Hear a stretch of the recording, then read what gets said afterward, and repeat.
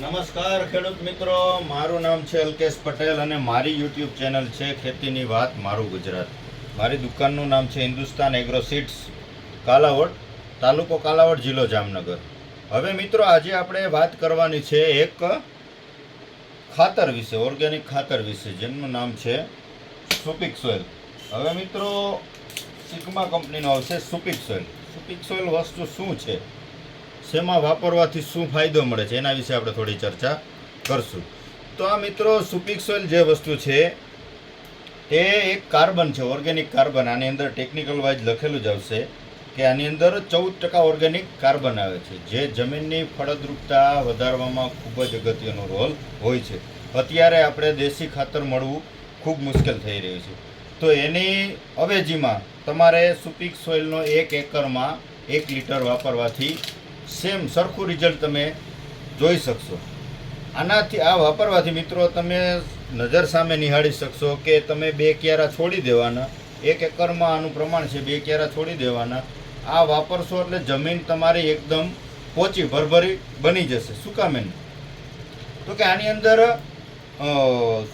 Organic carbon આવે છે. Organic carbon આવવાના કારણે જમીનની ફળદ્રુપતામાં ખૂબ મોટો રોલ હોય છે અને અળસિયાની સંખ્યામાં ખૂબ જ મોટા પ્રમાણમાં વધારો કરે છે. આના કારણે અળસિયું નવું બનતું નથી, પણ આપણી જમીન રાસાયણિક ખાતરો વાપરવાના કારણે કડક જમીન બની ગઈ છે. વધારો પડતો જમીનમાં ફોસ્ફરસ વાપરવાથી જમીન ઉપર એક લેયર, એક પડ બની જાય છે, જેના કારણે પ્રકાશ સંશ્લેષણની ક્રિયા કરવામાં ખૂબ જ તકલીફ પડે છે, જેના કારણે ઉત્પાદનમાં ખૂબ મોટો તફાવત પડે છે.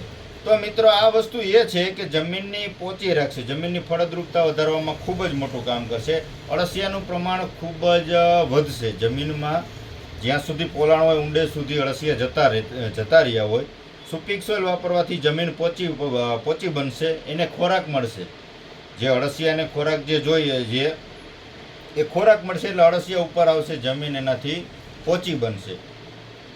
તેમજ સુપિક સોઇલ વાપરવાથી નાઇટ્રોજનનો ભરપૂર માત્રામાં ઉપલબ્ધતા કરાવે છે. સુપિક સોઇલ વાપરો એટલે જે કુદરતી રીતે જે નાઇટ્રોજન મળે એમાં ખૂબ જ વધારો થાય છે આના દ્વારા. ત્યાર પછી સુપિક સોઇલથી ઓર્ગેનિક ફોસ્ફરસ, પોટાશ અને સૂક્ષ્મ અન્ય દ્રવ્યો પણ પૂરતા પ્રમાણમાં મળે છે. આ વાપરવાથી એનપીકેના ગ્રેડ પણ આની અંદર મળી જાય છે. ત્યાર પછી સુપિક સોઇલ વાપરવાથી એમિનો એસિડ, પ્રોટીન અને વિટામિનનો સ્ત્રોત પણ ખૂબ જ વધે છે આનાથી. તો મિત્રો, આ એક જ વસ્તુ એવી છે કે જેની અંદર ઓર્ગેનિક કાર્બન આવતો હોય વધુ પ્રમાણમાં, જમીનની ફળદ્રુપતા વધારવામાં ખૂબ જ મોટું કામ કરે છે. તો મિત્રો, આનો ડોઝ 1 એકરનો છે. 1 એકરમાં તમે આને વાપરી શકો છો. આ વાપર્યા પછી 1 અથવા 2 પિયત, અથવા અત્યારે તમે વરસાદી વાતાવરણ હોય ત્યારે રેતી અથવા ધૂળમાં મિક્સ કરીને ઉડાડી શકો છો. પણ તમે પોતે જ નિહાળી શકશો કે આના દ્વારા શું ફાયદો થયો છે અને શું નુકસાન થઈ છે. કપાસમાં પારા ચડાવતી વખતે પણ તમે આ વાપરી શકો છો. ડુંગળી ઉગતી હોય, ઉગીને બરી જતી હોય, રૂટ ડેવલપમેન્ટ ન થતું હોય, પીળાશ દેખાતી હોય, તો 1 એકરમાં રેતી અથવા ધૂળમાં મિક્સ કરીને ઉડાડી દેવાનું. 1 અઠવાડિયાની અંદર તમે આનું રિઝલ્ટ નિહાળી શકશો. તો મિત્રો, આ તમે વાપરજો. માત્ર 1 એકરમાં વાપરી અને એનું ચોક્કસ તમે રિઝલ્ટ મેળવજો. આ તમે વાપરો ત્યારે તમે ચોક્કસથી કોઈ જગ્યા મૂકી દેજો. દાખલા તરીકે તમે 5 વીઘાની ડુંગળી કરી છે તો તમે આ અડધામાં 1 એકરમાં વાપરજો. 1 એકરમાં વાપરશો એટલે તમને એ જમીન અને ઓલી જમીનમાં કેટલો તફાવત છે એ જોઈ શકશો.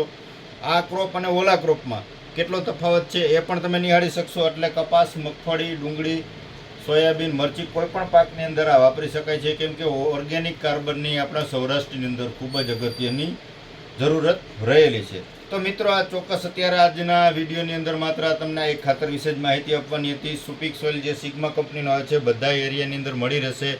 ન મળે તો મને તમે ફોન કરી શકો છો. તમને હું એડ્રેસ ચોક્કસથી આપીશ કે તમને ક્યાંથી નજીકથી તમને મળી શકે. એક વખત તમે વાપરી અને આનું રિઝલ્ટ મેળવી શકો છો. કઈ પ્રકારનું રિઝલ્ટ છે ને શું આનું કામ છે. જય જવાન, જય કિસાન.